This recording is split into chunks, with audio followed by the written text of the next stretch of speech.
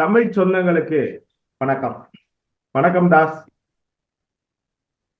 வணக்கம். ஒன் தமிழ் சொந்தங்களுக்கு கிறிஸ்தவதாசி அன்பு வணக்கங்கள். இப்ப இந்த தமிழக சட்டப்பேரவை ரொம்ப விறுவிறுப்பா நடந்துகிட்டு இருக்குது. பாத்தீங்கன்னா, வேல்முருகன் தொடர்ச்சியா கட்டம் கட்டப்படுகிறார் அப்படிங்கிற ஒரு பேச்சுகள்லாம் எழுந்திருக்கு இல்லையா? இது பின்னணியில என்ன நடக்குது, என்னதான் பிரச்சனை? தமிழக வாழ்வுரிமை கட்சியோட தலைவர் சகோதரர் வேல்முருகன் 3 முறை சட்டமன்ற உறுப்பினராக இருந்தவர். தற்போது 2021 திமுக உதயசூரியன் சின்னத்தில் நின்று வெற்றி பெற்று தற்போது அதன் கூட்டணியில் பயணித்துக் கொண்டிருக்கக்கூடிய ஒரு நபர். அதாவது இந்த கூட்டணி 2021 திமுக கூட்டணியில் அவர் இணைவதற்கு முன்னால் மிக மிக மிக கடுமையான விமர்சனங்களை முன்வைத்தவர். திராவிட முன்னேற்ற கழகத்தை நோக்கியும் காங்கிரஸை நோக்கியும் சமரசம் இல்லாமல் மிக கடுமையான விமர்சனங்களை முன்வைத்து வந்தவர் தான் வேல்முருகன். நம்ம தொடர்ந்து பார்த்தோம். குறிப்பா இலங்கையில் இனப்படுகொலை அரங்கேறிய போதும் அதை தொடர்ந்து இங்கு தமிழகத்தில் நடந்த பல்வேறு அரசியல் மாற்றங்கள் இன்று வரை தொடரக்கூடிய பல்வேறு குற்றச்சாட்டுகள், குறிப்பா ஆளும் திராவிட முன்னேற்ற கழகத்தின் மீதும் மத்தியில் ஆண்ட காங்கிரஸ் மீதும் தொடர்ந்து அந்த இனப்படுகொலை தொடர்பாக வைக்கப்படுகின்ற குற்றச்சாட்டுகளை சமரசமில்லாமல் தொடர்ந்து முன்வைத்து கடுமையாக சாடி வந்தவர் தான் தமிழக வாழ்வுரிமை கழகத்தின் தலைவர் சகோதரர் வேல்முருகன் என்பதை நாடறியும். திடீரென்று 2021 யாரும் எதிர்பார்க்காத ஒரு நேரத்தில் தான் 21 திமுக கூட்டணியில் தன்னை இணைத்துக் கொண்டு திமுக உதயசூரியன் சின்னத்திலே அவர் நின்ற போதும் கடுமையான விமர்சனங்களை, அதாவது அவரை ஆதரித்து வந்தவர்கள், குறிப்பாக தமிழகத்தில் இருக்கக்கூடிய கட்சிகளிலேயே சமரசம் இல்லாமல் தமிழ் தேசிய கொள்கை கோட்பாடுகளை முன்வைத்து அரசியல் கட்சி நடத்தி வருபவர்களுள் திரு வேல்முருகன் அவர்களும் ஒருவர். அது மறுப்பதற்கில்லை. அப்படிதான் அவர்களை தமிழ் தேசியத்தை ஆதரிக்கக்கூடியவர்கள் எல்லாருமே வேல்முருகனை அப்படிதான் பார்த்தார்கள். அப்ப அந்த அடிப்படையில் என்னடா இவ்வளவு நாளா காங்கிரஸ் திமுகவை மிக கடுமையான விமர்சித்து விட்டு திமுக கூட்டணியில் சேர்வதோடு மட்டுமல்லாமல் ரொம்ப கொடுமையா அந்த உதயசூரியன் சின்னத்திலே நின்று நிற்கிறாரே அப்படின்னு அப்போதே அவரை ஆதரிக்கக்கூடிய, அவரை விரும்பக்கூடிய நலம் விரும்பிகளாமே அவர்கிட்ட இந்த கருத்தை கொண்டு சேர்த்தாங்க. கடுமையான விமர்சனங்கள் கூட முன்வைக்கப்பட்டது. அதையெல்லாம் மீறிதான் திமுகவில் அவர் அந்த கூட்டணியில் நின்று வெற்றி பெற்று சட்டமன்ற உறுப்பினராகவும் ஆகிவிட்டார். ஆனா நம்ம பார்க்கும் பொழுது அவர் திமுக கூட்டணியில் ஒரு கட்சியாக இருந்து சட்டமன்ற உறுப்பினராக ஆன பிறகும் கூட ஏன் நாம் இந்த தவறை செய்து விட்டோம், நம்ம இன்னமும் நம்ம கொஞ்சம் நம்மளோட நிலைப்பாட்டில் உறுதியாக இருந்திருக்கலாமோ என்று நினைக்கக்கூடிய வகையில் தான் அவருடைய, அதாவது திமுகவுடனான அவருடைய அந்த ஒரு நெருக்கம் இருந்து வந்ததை நம்ம பார்த்துதான் வந்தோம். ஏன்னா வெற்றி பெற்ற தொடர்ந்து திமுகவின் முக்கியமான நிகழ்வுகளில் கூட அவர் தன்னை இணைத்துக் கொள்ள மாட்டார், அந்த நிகழ்வுகளில் கலந்து கொள்ள மாட்டார், ஒரு மாதிரி ஒரு பிடிப்பு கொடுக்காம தான் இருந்தாரு. அவருக்கே அது ஒரு நெருடலாக தான் இருந்து வந்தது. அதை கூட எல்லாமே பேசணும். இவர் தேவையில்லாம இந்த கூட்டணியில் சேர்ந்து விட்டார், எதற்காக இந்த கூட்டணி செல்ல வேண்டும், இவர் தமிழ் தேசியத்தை சமரசம் இல்லாமல் முன்வைத்து ஒரு நபர், இப்படியான ஏன் வேலைகளை செய்யணும் அப்படின்னா அவரோட நல விரும்புகள் எல்லாமே இந்த கருத்தை பதிவு செய்துதான் வந்தோம். அப்படிதான் அவரோட இலக்கம் இருந்தது. அது முக்கிய காரணம்னா பாமக அதிமுக அந்த இதுல இருந்தாங்க, பாஜக அதுல இவர் அங்க சேர முடியாது அப்படிங்கிற ஒரு கட்டாயத்துலதான் திமுக கூட்டணிக்கு வந்தார் அப்படிங்கிற ஒரு விளக்கமும் கொடுக்க. அதுவும் ஒரு அரசியல் ஸ்ட்ராட்டஜி தான். பாமகவிலிருந்து வந்தாலும் பாமக இருக்கக்கூடிய ஒரு கூட்டணியில் தானும் இருக்க முடியாது என்ற காரணத்திற்காக வேறு வழி இல்லாமல் இங்க அதிமுக திமுக என்ற ஒரு அடிப்படையில் திமுகவில் திமுக கூட்டணி தன்னை இணைத்துக் கொண்டார் அப்படின்னு சொன்னாங்க. ஆனா இப்ப நாம் தமிழ் கட்சியெல்லாம் தொடர்ந்து சமரசம் இல்லாமல் களத்தில் தனித்தே இருக்கிறது. வரக்கூடிய 2026 சட்டமன்ற தேர்தலிலும் கூட கூட்டணி என்ற பேச்சுக்கே இடமில்லை, வாய்ப்பே இல்லை என்று மிக மிக உறுதியாக இருப்பவர் தான் அண்ணன் சீமான். அதில் மறுப்பதற்கில்லை. சரி, அது அவருடைய நிலைப்பாடு. வேல்முருகன் அவருடைய நிலைப்பாடு இப்படி இருந்தது. அப்போ ஒரு பிடிக்காத ஒரு கூட்டணி கொள்கை கோட்பாடுகளில் முரணாக இருக்கக்கூடிய ஒரு கட்சி கூட்டணியோடு இணைந்து பயணிப்பது எந்த அளவிற்கு கடினம், எந்த அளவிற்கு முரண் என்பதை வேல்முருகன் திமுக சின்னத்தில் இணைந்து வெற்றி பெற்ற போதே நாம் பார்த்தோம். இப்படிதான் இருந்துச்சு அவருடைய செயல்பாடுகள்.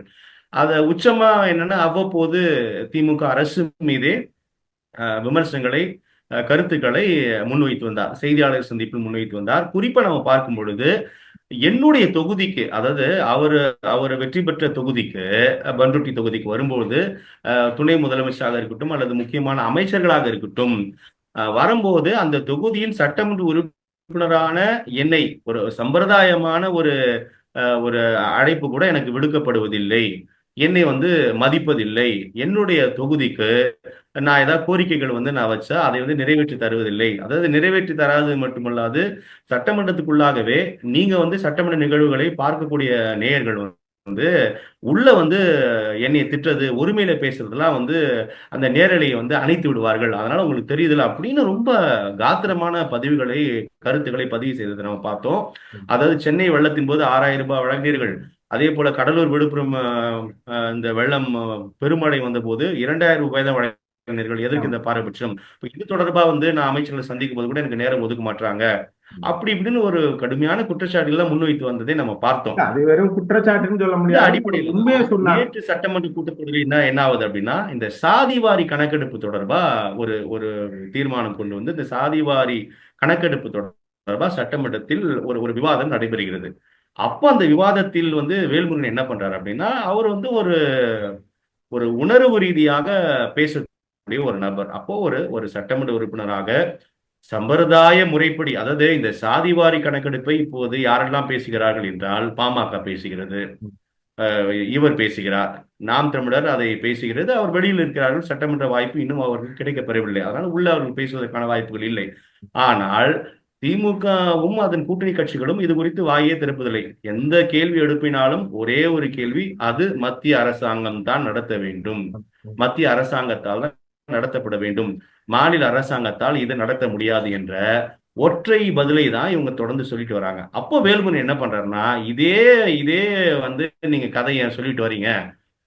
நீங்க வந்து அதாவது சில மாநிலங்கள் வந்து நம்ம பார்க்கும் பொழுது ஏன் வந்து தமிழ்நாட்டு மட்டும் இப்படி இப்படி வந்து நீங்க நடத்த முடியலன்னு சொல்றீங்க. அது வந்து ஒரு சரியான நிலைப்பாடா? அதாவது இந்தியாவில் உள்ள தெலுங்கானா, பீகார் போன்ற மாநிலங்களில் சாதிவாரி கணக்கெடுப்பு நடத்த முடிகிறது. அப்போ இந்தியாவில் தான் உள்ள தமிழ்நாட்டில் மட்டும் சாதிவாரி கணக்கெடுப்பு நடத்த முடியாது அப்படின்னு சொல்றது வந்து சரியா? மக்கள் தொகை கணக்கெடுப்பின்படி 2008 மாநில அரசுகள் கணக்கெடுப்பு நடத்தலாம். இது ஒரு புள்ளி விவரம் சேகரிக்கும் பணிதான். இப்போ இன்னொரு உதாரணமும் நமக்கு கிடைக்குது.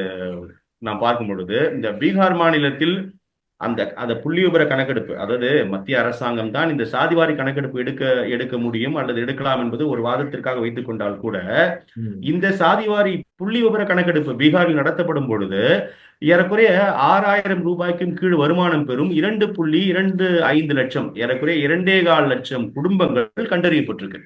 அப்போ அவர்களுக்கு நலத்திட்ட உதவிகள் வழங்கப்பட்டு வருது. அது இந்த கணக்கெடுப்பின் மீது. அப்போ அதே மாதிரி பட்டியல் இனத்தை சேர்ந்தவர்களுக்கு 18 விழுக்காடு இடஒதுக்கீடு வழங்கப்படுகிறது. ஆனா மக்கள் தொகையில் அவர்கள் 22 விழுக்காடு இருக்கிறார்கள். இப்போ இது மாதிரியான ஸ்டாட்டிஸ்டிக் வந்து நமக்கு எப்படி எப்படி தெரிய வரும்? எப்படி தெரிய வரும் அப்படின்னா, புள்ளி விபர கணக்குகள் எடுத்தால் மட்டும்தான் தெரிய வரும். அப்போ அதை இந்த திமுக அரசு எதற்கோ மத்திய அரசு எதிர்பார்க்காமல் நாங்கள் வந்து செய்கிறோம், சாதிக்கிறோம் என்று சொல்லக்கூடிய இந்த திமுக அரசு இந்த புள்ளி விபர கணக்கை எடுக்க மறுப்பது ஏன்? மத்திய அரசாங்கம் தடுக்கவில்லை. மத்திய அரசாங்கம் தடுக்கவில்லை. மாநில அரசாங்கம் எடுக்க கூடாது என்று நீதிமன்றமும் தடை போடவில்லை என்பதெல்லாம் சுட்டி காட்டுகிறார்கள். அப்போ இந்த ஒரு விஷயம் தான் மீண்டும் பூதாகரமாக்கப்படுகிறது. என்னடா நம்ம கூட்டணியிலிருந்து எல்லாமே வந்து வாய் மூடி மௌனியாம இருக்கும்போது, இவர் மட்டும் ஒரு தமிழ் தேசியவாதியான வேல்முருகன் மட்டும் மீண்டும் மீண்டும் இந்த பிரச்சனை கிளப்புகிறார் அப்படின்னு அவையிலேயே இந்து சமய அறநிலையத்துறை அமைச்சர் சேகர் பாபு வந்து தன்னை ஒருமையில் பேசினார் அப்படின்னு சட்டமன்ற வளாகத்தில் வெளியில் செய்தியாளர்கள் சந்திப்பில் வேல்முருகன் பதிவு செய்த கருத்துக்களை நம்ம பார்த்தோம். அப்போ கூட்டணியில் நீங்கள் வந்துவிட்ட காரணத்தால் அவ்வளவுதான். திமுக நிலைப்பாடு 100% நீங்கள் ஏற்றுக்கொள்ளதான் வேண்டும். நீங்க விரும்புறீங்களோ விரும்பலையோ, நாட்டு மக்களுக்கு தேவையோ தேவையில்லையோ, திமுக கூட்டணி வந்துட்டீங்கன்னா அவ்வளவுதான், கப்சிப் சைலண்டா இருக்கணும் அப்படின்றதுதான் திமுக எதிர்பார்க்கிறது. அதை ஒரு தன்மானம் உள்ள தமிழக வாழ்வுரிமை கட்சியோட தலைவர் வேல்முருகன் அதை ஏற்க மறுக்கிறார். இதுதான் சிக்கலுக்கு பிரச்சனை நம்ம பார்க்கிறோம். இது வந்து கண்டிப்பாக முடிவடையாது. ஏன்னா அதற்கு பதிலளித்து பேசிய முதலமைச்சர் என்ன சொல்றாரு? நீங்க வந்து அதிக பிரசங்கித்தனமாக பேசுகிறீர்கள், உங்களுடைய செயல்பாடு இருக்கிறது அப்படின்னு ரொம்ப காட்டமான கருத்தை பதிவு செய்கிறார் முதலமைச்சர்.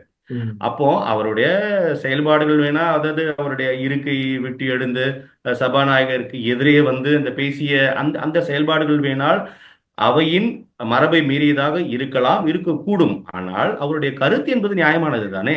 தமிழக மக்களின் கருத்தாக தானே அது நம்ம பார்க்கப்பட வேண்டும். அப்போ மீண்டும் மீண்டும் வந்து நீங்க குறிப்பிட்டது மாதிரி வேல்முருகனுக்கு வந்து கட்டம் கட்டுகிறார்கள் என்பது தானே உண்மையாக இருக்கக்கூடும். உண்மைதான். அதாவது இதே முதலமைச்சர் மு.க. ஸ்டாலின் வந்து எதிர்க்கட்சி தலைவரா இருந்த போது இதே மாதிரி பல செயல்பாடுகள் செஞ்சாங்க. சட்டையை கிழிச்சிட்டு வெளியில சட்டமன்றத்துக்கு வெளியில வந்து இதெல்லாம் அந்த காட்சிகள் எல்லாம் நம்ம பார்த்தோம், இன்னும் ஞாபகம் இருக்குது. அப்படி இருக்கும்போது தன் கூட்டணியில இருக்கிற ஒருவர் வந்து ஒரு மக்களுக்கான ஒரு தேவையை வந்து சொல்றாரு அப்படின்னா அதை செய்து கொடுக்க வேண்டிய ஒரு இடத்துல இருந்துகிட்டு அதிக பிரசங்கித்தனம் அப்படி இப்படின்னு சொல்ற முதலமைச்சரே சொல்றதுங்கிறது பெரிய ஆச்சரியமான ஒரு விஷயம் தான். இந்த செயல்பாடுகள் மூலமா திமுக கூட்டணியில இருந்து வேல்முருகன் வெளியே வருவதற்கு காரணம் இருக்குதா, வழி இருக்குதா, இவர்தான் கூட்டணியை உடைக்கக்கூடிய முதல் நபரா இருப்பாரா அப்படிங்கிற ஒரு கேள்வி இருக்கு இல்லையா? அது எப்படி பாக்குறது?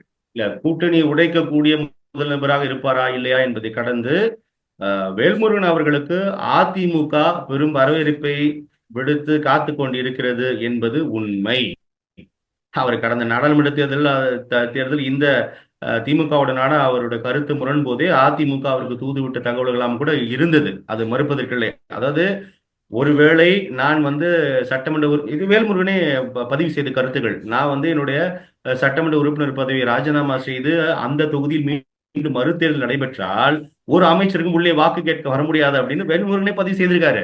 அந்த சமீபத்திய அந்த கருத்து மோதல்களின் போது இந்த கருத்தை பதிவு செய்தார் வேல்முருகன் அவர்களே. அப்போ ஒருவேளை அவர் தன்னுடைய பதவியை ராஜினாமா கூட செய்யலாம், அப்படியான வாய்ப்புகள் கூட இருக்கத்தான் இருக்கிறது. அப்போ இந்த ஒரு சூழலில் அவர் வந்து திமுகவுடன் உறுதியாக தன்னுடைய கூட்டணியாக அவர் பயணிப்பாரா? ஏன்னா நம்ம இதை பேசிட்டு தான் இருக்கிறோம்.